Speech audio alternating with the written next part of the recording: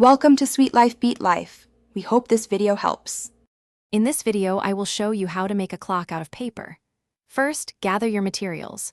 You will need 2 sheets of sturdy paper or cardstock, a pair of scissors, a ruler, a pencil, and a compass or a round object. Don't forget a brad or paper fastener for the hands and some glue or tape. These simple items are all you need to begin this fun and educational project. Now, let's create the clock face. On your first sheet of paper, draw a perfect circle about 8 inches across using a compass or by tracing a round object. Carefully cut it out. Next, mark the 12, 3, 6, and 9 o'clock positions, then evenly space the other numbers.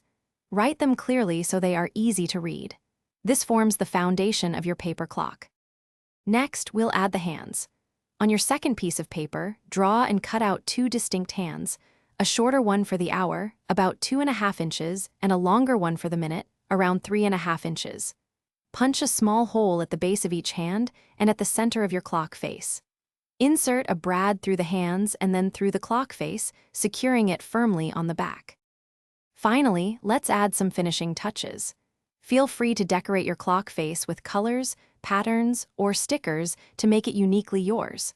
Once complete, use your new paper clock to practice telling time. Move the hands to different positions and identify the hour and minute. This hands-on tool is excellent for understanding time concepts like quarter past or half past. Thanks for watching. Consider subscribing if we helped you.